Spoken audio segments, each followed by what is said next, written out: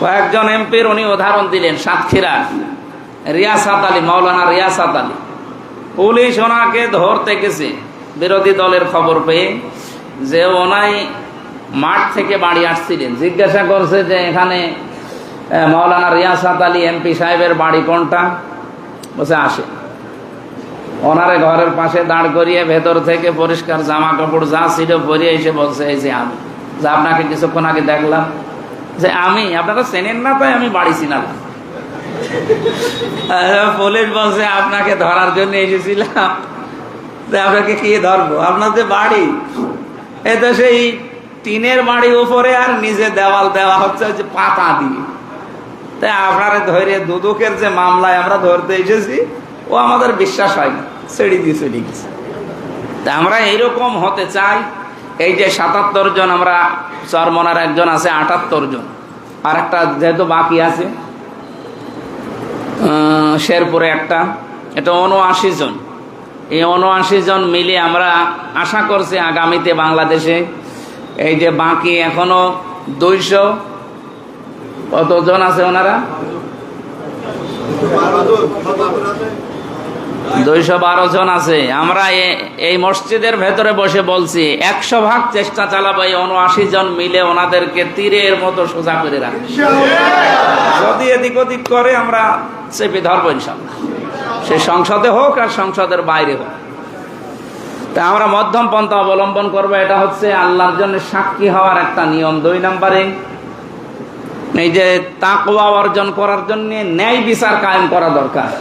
এটা ব্যক্তি, পরিবার, সমাজ এবং রাষ্ট্রের সব জায়গায় এই ন্যায় বিচার যদি আমরা কায়েম করতে পারি, রমজানের দ্বারা যে তাকওয়া অর্জন করার জন্য তাকিদ দেওয়া হয়েছে, সেইটা এবার বাংলাদেশে কায়েম হবে। আমাদের কাছে দল বেদল, ধর্ম অধর্ম না, মানুষ হলেই তার প্রতি আমার নিজের দল যা করেছে, অন্যের দল যা করেছে, আমি ওইটা হিসাব করে দেখবো এটা বৈধ কিনা। চাঁদাবাজি আমার দলের লোক করলে অসুবিধা নেই, অন্য দলের লোক করলেই ধরা লাগবে না, এটা ন্যায় বিচার না। আমি এমপি শুধুমাত্র ১,৮৩,০০০ ভোট পেয়েছি এদেরই না, আমার ৪.৫ লাখ ভোট সবার জন্য আমি এমপি। আমি সবাইকে আমার নিজের আপন ভাইয়ের মতো মনে করি, আপন বোনের মতো মনে করি। ইনশাল্লাহ আগামীর 5টা বছর যেন সঠিকভাবে ইখলাসের সাথে সুন্দর নিয়মে, কিছু কিছু নিয়ম তো জানতাম না, সবগুলো এখন শিখতেছি। সংবিধান এবং কার্যপ্রণালী মন্ত্রণালয়ের কি কি কাজ সব আমাদেরকে ট্রেনিংয়ে জানিয়েছে, বই দিয়েছে। এগুলো পড়ার মাধ্যমে, যেহেতু এখন সরকারি দলের নেই, বিরোধীতে আছি, সরকারি এবং বিরোধী দলের এমপির জন্য বরাদ্দ সমান সমান, কিন্তু লাইন ঘাট করে কিছু কিছু জিনিস একটু বেশি করা যায়। আমি চেষ্টা চালাবো আমার এই ফেস ভ্যালুটা কাজে লাগিয়ে আপনাদের জন্য কিছু করা, কারণ আমার তো আর লাগবে না, আমার যা আছে আছে চলে যাবে। আমার এই ফেসটা যেহেতু আল্লাহ একটা আলাদাভাবে বানিয়েছে, আলাদা না, এটা দেখলেই অনেকেই আছে না, ঠিক আছে। এটার জন্য আমরা বিভিন্ন জায়গায় এটা কাজে লাগিয়ে আপনাদের পেছনে আমরা এই শ্রমগুলো সামনে দিতে চাই। এই আজটার আরো বেশি শিক্ষা, আমি আরো 3-4টা শিক্ষা নোট করেছিলাম। আগামীতে যদি চেষ্টা করি আসবো এলাকায়, তখন বলবো ইনশাল্লাহ। আর তাফসির মাহফিল, ওয়াজ মাহফিল মনে হয় এইরকম ঢালাভাবে আর করা যাবে না, কারণ যত কাজ দেখলাম একটা এমপির মাথার উপরে যে কত কাজ, এখন আমার মাঝে মাঝে মনে হচ্ছে এই ট্রেনিং 2 দিন নিয়ে যে মমতাজ করতো কি করি। আমার মনে হয় মমতাজ এসব কিছু জানেও না, ও খালি গান বলা ছাড়া ওর কোনো কাজ। কিন্তু আমাদের তার গান বলার কোনো সিস্টেম নেই, আমাদের কাজ করা লাগবে, পড়া লাগবে এবং ওগুলো সব উপস্থাপন করা লাগবে। আর বিরোধী দলের সময় ফলরগুলো আরো বেশি দেওয়া হয়। ওখানে 1 মিনিট সংসদ চলছে বাংলাদেশের, 19,000 টাকা খরচ। তো সেই টাকাগুলো তো সব আপনাদের। এই টাকার মূল্যায়ন করা দরকার এবং এই টাকার যেন হক আদায় করতে পারি।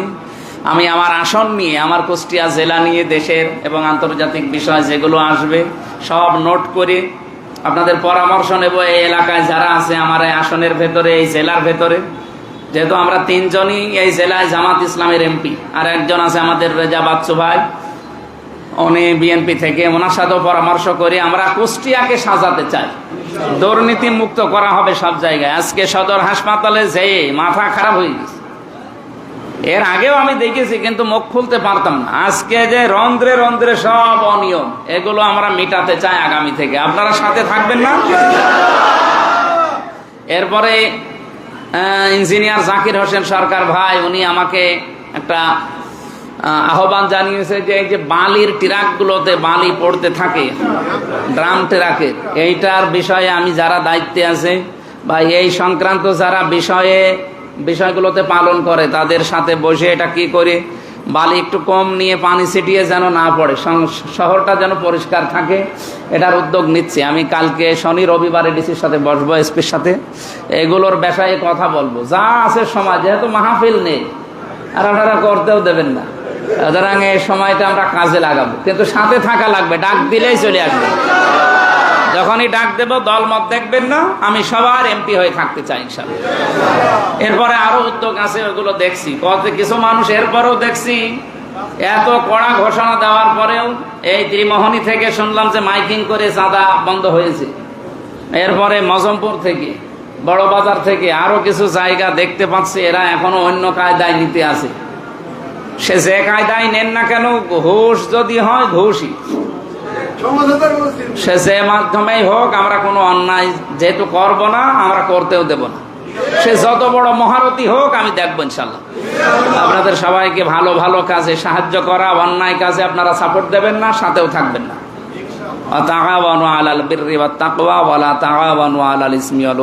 ভালো কাজে একে অন্যকে সাহায্য করো আর সহযোগিতা করো।